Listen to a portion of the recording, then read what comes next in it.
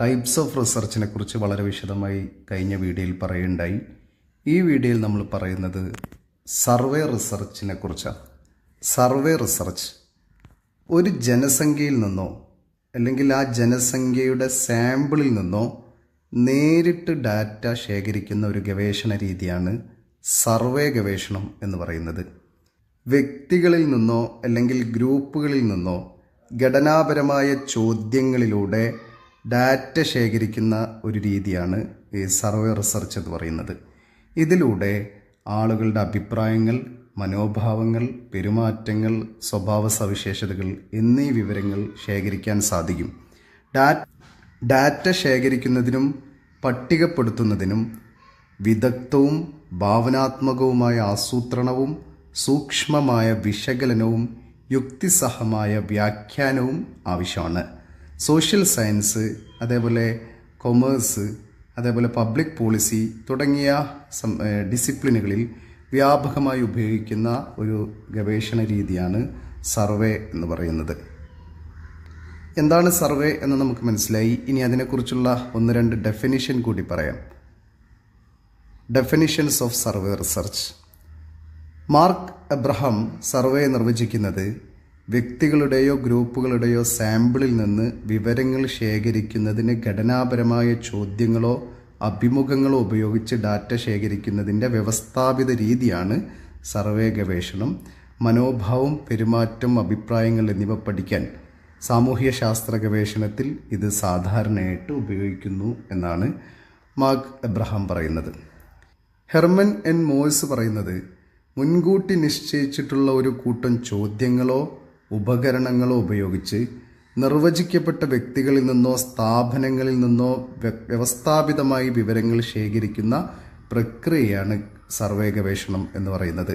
ട്രെൻഡുകൾ, മുൻഗണനകൾ, ജനസംഖ്യാശാസ്ത്രം എന്നിവ മനസ്സിലാക്കാൻ മാർക്കറ്റിങ്ങിന്, പൊതു അഭിപ്രായ വോട്ടെടുപ്പിന്, അക്കാദമിക് ഗവേഷണം എന്നിവയിൽ ഇത് വ്യാപകമായിട്ട് സർവേ ഉപയോഗിക്കുന്നു എന്നാണ് ഹെർമൻ എൻ മോയ്സ് പറയുന്നത്.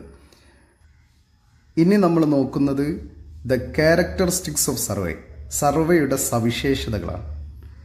ഒന്നാമത്തെ സവിശേഷത, സർവേകളിൽ ഡാറ്റ ശേഖരണത്തിനായുള്ള ഘടനാപരമായ സമീപനമാണ് ഉൾക്കൊള്ളുന്നത്. എന്തൊക്കെയാണ്? സ്റ്റാൻഡേർഡൈസ് ചോദ്യങ്ങൾ, അതേപോലെ മുൻകൂട്ടി നിശ്ചയിച്ച ചോദ്യങ്ങളുള്ള അഭിമുഖങ്ങൾ എന്നിവയൊക്കെയാണ് പൊതുവെ സർവേയിൽ നമ്മൾ ഉപയോഗിക്കുന്നത്. അതിലൂടെ പ്രതികരിക്കുന്നവരുടെ പ്രതികരണങ്ങളുടെ സ്ഥിരത ഉറപ്പാക്കാൻ സാധിക്കും. ഒരു സ്ഥിരമായ, ഒരു വളരെ ക്ലാരിറ്റിയുള്ള വിവരങ്ങൾ നമുക്ക് അതിലൂടെ ലഭിക്കുന്നു എന്നതാണ് ഒന്നാമത്തെ ക്യാരക്ടർ. രണ്ടാമത്തെ ക്യാരക്ടർ, സർവേകളിൽ പൊതുവെ സാമ്പിൾ ഉപയോഗിക്കുന്നു. സർവേകൾ പൊതുവെ സാമ്പിളാണ് എടുക്കുന്നത്. ഒരു കൂട്ടം സമൂഹത്തെക്കുറിച്ച് നമ്മൾ പഠിക്കുന്നുണ്ടെങ്കിൽ അതിൽ നിന്ന് അതിൻ്റെ ഉപവിഭാഗത്തെ നമ്മൾ തിരഞ്ഞെടുത്തുകൊണ്ട് ഒരു സാമ്പിൾ എടുക്കുന്നു. പൊതുവെ സർവേകൾ സാമ്പിളായിട്ടാണ് എടുക്കുന്നത്. ഒരു വലിയ ജനസംഖ്യയുടെ ഡാറ്റ ശേഖരിക്കുന്നതിന് ഈ സാമ്പിൾ എടുക്കുന്നതിലൂടെ വലിയ സഹായമായിരിക്കും. സാമ്പിൾ ആ ജനസംഖ്യയുടെ പ്രതിനിധിയായിട്ട് ഉപവിഭാഗത്തിൻ്റെ സാമ്പിൾ എടുക്കുമ്പോൾ അത് ആ സമൂഹത്തിൻ്റെ മുഴുവൻ പ്രതിനിധിയായിട്ട് നമുക്ക് ആ സാമ്പിളിലൂടെ ലഭിക്കുന്നു എന്നതും വളരെ പ്രധാനപ്പെട്ട ഒരു സവിശേഷതയാണ്. മറ്റൊന്ന്, മൂന്നാമത്തെ സവിശേഷത, സർവേ ഗവേഷണം പ്രാഥമികമായിട്ട് ക്വാണ്ടിറ്റേറ്റീവ് ഡാറ്റയാണ് എടുക്കുന്നത്.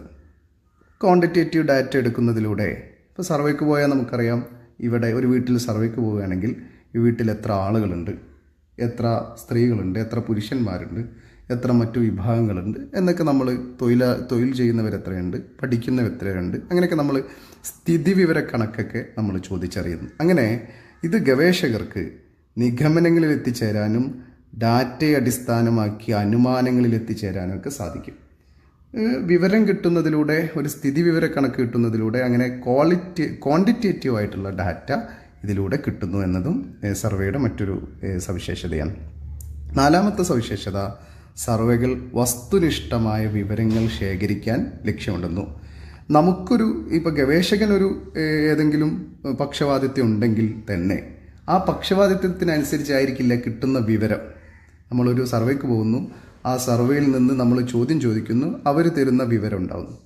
അപ്പോൾ ആ വിവരങ്ങൾക്ക് അടിസ്ഥാനത്തിൽ തന്നെ നമുക്ക് ആ അറിവിനെ നമ്മൾ പ്രതിഫലിപ്പിക്കേണ്ടി വരും. അതല്ലാതെ പക്ഷപാതിത്വം കാണിക്കാൻ സാധ്യമല്ല. അതുകൊണ്ട് തന്നെ സർവേകൾ പൊതുവെ വസ്തുനിഷ്ഠമായ വിവരങ്ങൾ ശേഖരിക്കാൻ സഹായിക്കുന്നു എന്നത് മറ്റൊരു വളരെ പ്രധാനപ്പെട്ട പ്രത്യേകതയാണ്. അതിലൂടെ പക്ഷപാതിത്വം കുറയ്ക്കുന്നതിനും പ്രതികരിക്കുന്നവരിൽ നിന്ന് വസ്തുതകളും അഭിപ്രായങ്ങളും നേടുന്നതിലും ശ്രദ്ധ കേന്ദ്രീകരിക്കുന്നു. മറ്റൊരു പ്രത്യേകത, ധാരാളം പ്രതികരിക്കുന്നവരിൽ നിന്ന് ഡാറ്റ ശേഖരിക്കുന്നതിന് സർവേകൾ ഉപയോഗിക്കുന്നു. അതിലൂടെ പുതിയ ട്രെൻഡുകൾ, അതുപോലെ പുതിയ വിവരങ്ങൾ, മറ്റു വലിയ വിവരങ്ങളൊക്കെ ശേഖരിക്കാൻ ഗവേഷകന് സാധിക്കുന്നു. മറ്റൊന്ന്, വിവിധ മോഡലുകൾ, വിവരങ്ങൾ ശേഖരിക്കുന്നതിന് വിവിധ മോഡലുകൾ സ്വീകരിക്കാൻ സർവേയിൽ സാധിക്കും. മുഖാമുഖ അഭിമുഖങ്ങൾ നടത്താം, അല്ലെങ്കിൽ ഫോൺ അഭിമുഖങ്ങൾ നടത്താം, അല്ലെങ്കിൽ ഓൺലൈൻ സർവേകൾ, ഇപ്പോൾ ഗൂഗിൾ ഫോം വഴിയുള്ള സർവേകൾ നടത്താൻ സാധിക്കും. തപാൽ വഴി ചോദ്യങ്ങൾ അയച്ചിട്ട് അതിൽ നിന്ന് വിവരങ്ങൾ ശേഖരിക്കാൻ സാധിക്കും. അല്ലെങ്കിൽ ഇതിൻ്റെ എല്ലാം ഒരു സംയോജനമായിട്ട് പ്രവർത്തിക്കാൻ സാധിക്കും. അങ്ങനെ വിവിധ മോഡലുകളിലൂടെ സർവേ നടത്താമെന്നതും സർവേയുടെ മറ്റൊരു പ്രത്യേകതയാണ്. മറ്റൊന്ന്, സർവേകൾക്ക് ജനസംഖ്യാശാസ്ത്രം, മനോഭാവം മുതൽ പെരുമാറ്റങ്ങളും മുൻഗണനകളും വരെയുള്ള വൈവിധ്യമാർന്ന വിഷയങ്ങൾ ഉൾക്കൊള്ളാൻ സാധിക്കും. ഇത് സർവേകൾക്ക് വലിയ ഫ്ലെക്സിബിലിറ്റിയും വലിയ വിശാലതയും ഉണ്ടാക്കുന്നു എന്നാണ് മറ്റൊരു സവിശേഷത.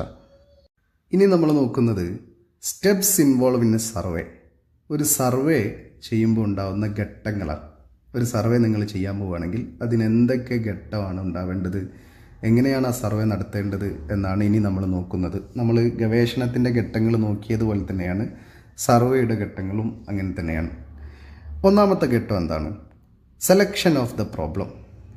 പ്രശ്നത്തിൻ്റെ തിരഞ്ഞെടുപ്പാണ്. എന്താണ് പ്രശ്നമെന്ന് നിങ്ങൾ ആദ്യം തിരിച്ചറിയണം. സർവേയിലൂടെ നിങ്ങൾ അന്വേഷിക്കാൻ ആഗ്രഹിക്കുന്ന ഗവേഷണ പ്രശ്നം എന്താണെന്ന് നമ്മൾ ആദ്യമായിട്ട് തിരിച്ചറിയണം. ഇത് വളരെ പ്രധാനപ്പെട്ടതാണ്, ഗവേഷണത്തിൽ പ്രധാനപ്പെട്ടതാണ്. സർവേ എടുക്കാൻ പോകുമ്പോഴും നമ്മൾ എന്ത് പ്രശ്നത്തിനാണ് സർവേ എടുക്കാൻ പോകുന്നതെന്ന് തിരിച്ചറിയണം. അല്ലെങ്കിൽ നമുക്ക് സർവേ കൊണ്ട് കാര്യം ഉണ്ടാവില്ല. അപ്പോൾ ആദ്യം സെലക്ഷൻ ഓഫ് ദ പ്രോബ്ലം. രണ്ടാമത്തത് preparation of the research design. ഗവേഷണ രൂപരേഖ ഉണ്ടാക്കണം. സർവേയുടെ മൊത്തത്തിലുള്ള ഘടന രൂപകൽപ്പന ചെയ്യാൻ സാധിക്കണം. എങ്ങനെയാണ് നമ്മൾ റിസർച്ച് ചെയ്യേണ്ടത്, എങ്ങനെയാണ് സർവേ എടുക്കേണ്ടത് എന്നതിനെക്കുറിച്ചൊരു രൂപരേഖ, ഒരു ബ്ലൂ പ്രിൻ്റ് നമ്മുടെ കയ്യിലുണ്ടായിരിക്കണം. ആരോടൊക്കെ ചോദ്യം ചോദിക്കണം, എവിടെയൊക്കെ ചോദ്യം ചോദിക്കണം, എങ്ങനത്തെ ചോദ്യങ്ങളൊക്കെ വേണം എന്ന് വളരെ കൃത്യമായിട്ട് നമുക്കൊരു ധാരണ, അതെപ്പോഴൊക്കെ ചോദ്യം ചോദിക്കണം എന്നൊക്കെയുള്ള ഒരു ഗവേഷണത്തിൻ്റെ ഒരു ആസൂത്രണം, അതാണ് രൂപരേഖ, അതുണ്ടായിരിക്കണം. അതാണ് റിസർച്ച് ഡിസൈൻ എന്ന് പറയുന്നത്. അടുത്ത ഘട്ടം എന്ന് പറയുന്നത് ഓപ്പറേഷണലൈസേഷൻ ഓഫ് കൺസെപ്റ്റ്. സങ്കല്പങ്ങളുടെ പ്രവർത്തനവൽക്കരണമാണ്. സർവേയിൽ നിങ്ങൾ അളക്കുന്ന വേരിയബിളുകളിൽ അല്ലെങ്കിൽ ആശയങ്ങൾ നിർവചിക്കുകയും വ്യക്തമാക്കുകയും മെഷർമെൻറ്റ് സൂചികൾ സൃഷ്ടിക്കുകയും ചെയ്യണം.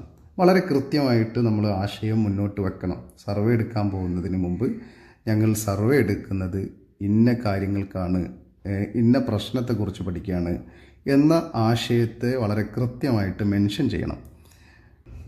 അടുത്ത ഘട്ടം സാമ്പിളിംഗ് ആണ്. നിങ്ങൾ പഠിക്കാൻ ആഗ്രഹിക്കുന്ന വലിയ ജനസംഖ്യയിൽ നിന്ന് ഒരു പ്രതിനിധി സാമ്പിൾ എങ്ങനെ തിരഞ്ഞെടുക്കണമെന്ന് നമ്മൾ നിർണ്ണയിക്കണം. കാരണം അത് വളരെ പ്രധാനപ്പെട്ട ഒരു ഘട്ടമാണ്.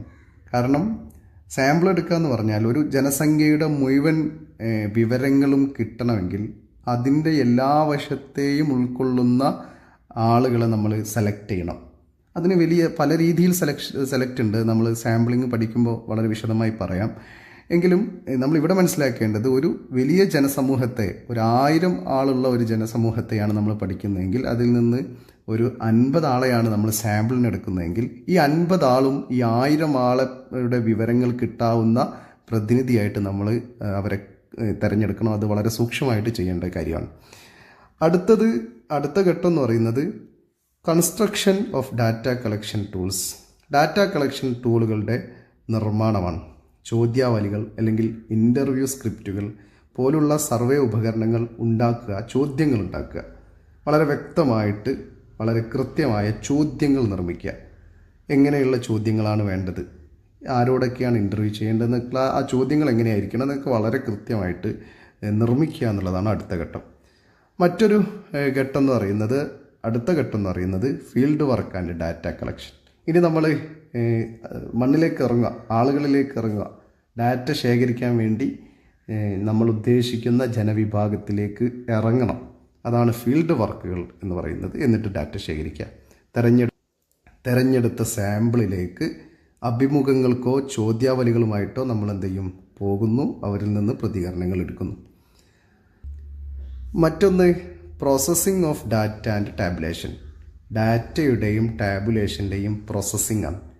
നമുക്ക് ഡാറ്റ കിട്ടിയിട്ടുണ്ടാവുമല്ലോ, നമ്മൾ ഫീൽഡിൽ നിന്ന് ഡാറ്റ കിട്ടി, ആ ശേഖരിച്ച ഡാറ്റ വിശകലനത്തിനായി തയ്യാറാക്കുക, അതിൽ കോഡിംഗ് ചെയ്യുക, ഡാറ്റ എൻ്റർ ചെയ്യുക, പ്രതികരണങ്ങളെ ഘടനാപരമായി ഫോർമാറ്റിലേക്ക് മാറ്റുക, അങ്ങനെയൊക്കെ ചെയ്യുന്ന ഈ കിട്ടിയ ഡാറ്റയെ ടാബുലേഷൻ ചെയ്യുന്നതാണ് അടുത്ത ഘട്ടം. അതിനുശേഷമുള്ള ഘട്ടം അനാലിസിസ് ഓഫ് ഡാറ്റ.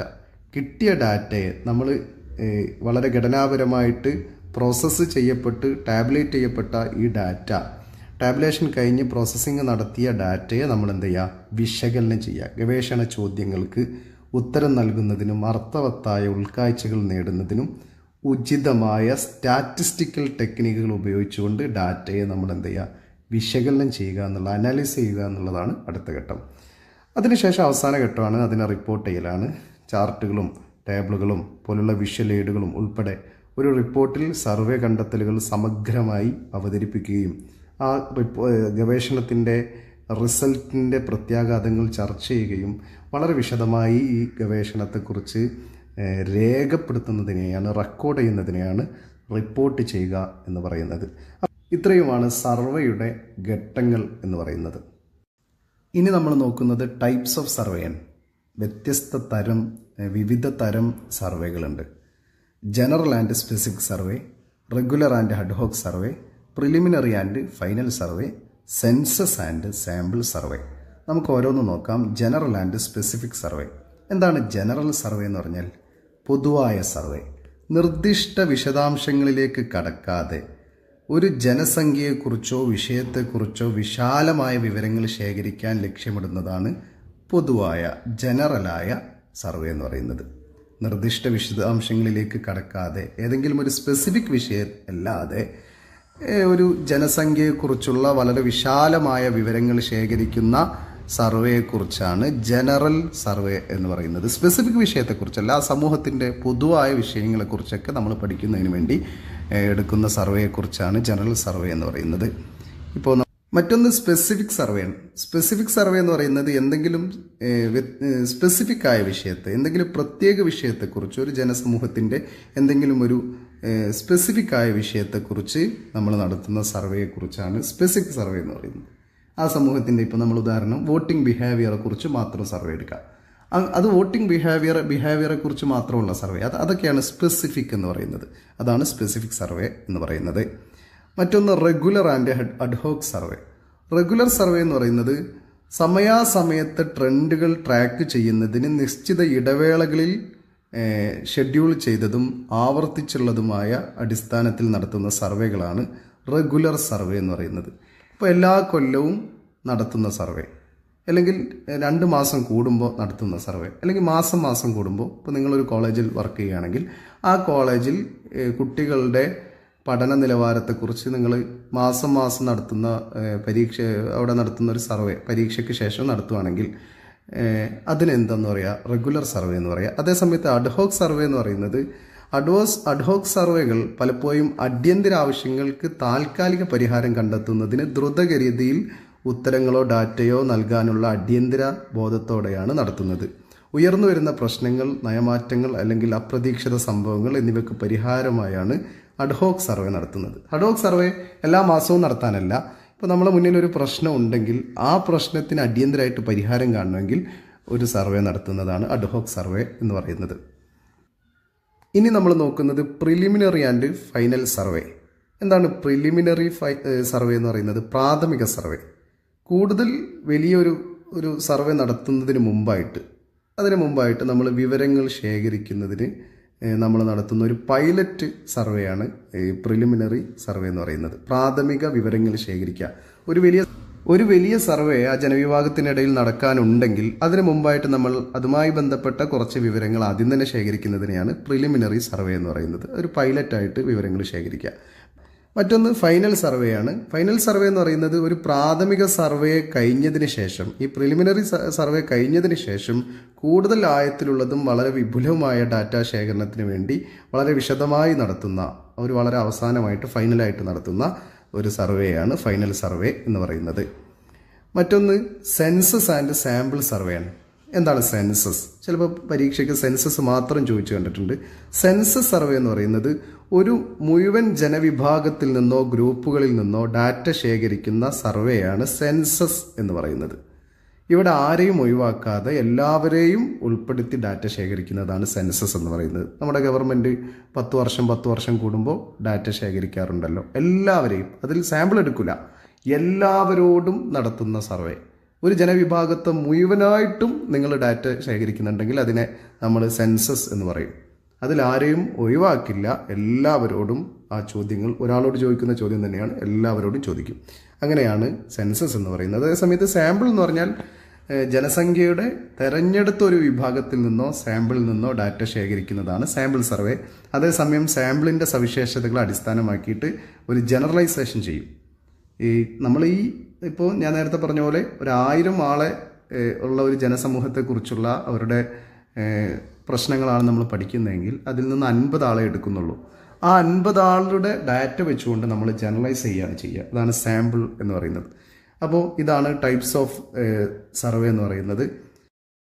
ഇനി ഇതോടൊപ്പം പറയാനുള്ളതാണ് അഡ്വാൻറ്റേജസ് ഓഫ് സർവേ. ഒരു സർവേ എടുക്കുന്നതിൻ്റെ അഡ്വാൻറ്റേജ് എന്താണ്? ഒരു ഗവേഷണത്തിനൊക്കെ സർവേ ചെയ്യുന്നതിൻ്റെ അഡ്വാൻറ്റേജ് എന്താണ്? സർവേകൾക്ക് വിപുലമായ വിവരങ്ങൾ ശേഖരിക്കാനും ഉപയോഗിക്കാനും കഴിയും. ഇത് സർവേകളെ മൂല്യവത്തായ ഗവേഷണ ഉപകരണമാക്കി മാറ്റുന്നു. കാരണം വിവരങ്ങൾ ശേഖരിക്കാൻ, വിപുലമായ വിവരങ്ങൾ ശേഖരിക്കാൻ സാധിക്കും എന്നതുകൊണ്ട്. മറ്റൊന്ന്, സർവേകൾ ശരിയായ രൂപകൽപ്പന ചെയ്യുകയും ഒരു പ്രതിനിധി സാമ്പിളിലേക്ക് നൽകുകയും ചെയ്യുമ്പോൾ, ഒരു സാമ്പിൾ എടുക്കുമ്പോൾ വലിയ ഒരു ജനവിഭാഗത്തെക്കുറിച്ചുള്ള അറിവ് നമുക്ക് ലഭിക്കാൻ ഗവേഷകർക്ക് സഹായമാവും. നമ്മൾ സാമ്പിൾ എടുത്താൽ മതി. ആ സാമ്പിൾ കൊണ്ട് എന്താ സംഭവിക്കുക എന്ന് വെച്ചാൽ ഒരു വലിയ ജനസമൂഹത്തിൻ്റെ പ്രശ്നങ്ങളും വിവരങ്ങളൊക്കെ നമുക്ക് വളരെ കൃത്യമായിട്ട് കിട്ടും. അതാണ് അതിൻ്റെ മറ്റൊരു പ്രത്യേകത, സർവേയുടെ മറ്റൊരു അഡ്വാൻറ്റേജ് എന്ന് പറയുന്നത്. മൂന്നാമത്തെ ഒരു അഡ്വാൻറ്റേജ് എന്ന് പറയുന്നത്, ഇപ്പോൾ ഓൺലൈൻ സർവേകൾ, ഇപ്പോൾ ഗൂഗിൾ ഫോം അയച്ചു കൊടുക്കുന്നു, അല്ലെങ്കിൽ ഫോൺ വിളിച്ച് നമ്മൾ അഭിമുഖം നടത്തുന്നു.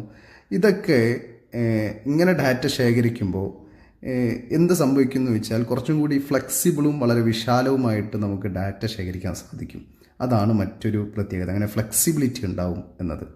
മറ്റൊന്ന്, ഗവേഷണ പ്രക്രിയക്കുണ്ടാകാനിടയുള്ള അപ്രതീക്ഷിത പ്രശ്നങ്ങൾ തിരിച്ചറിയാനും പരിഹരിക്കാനും സർവേകൾ ഗവേഷകരെ സഹായിക്കുന്നു.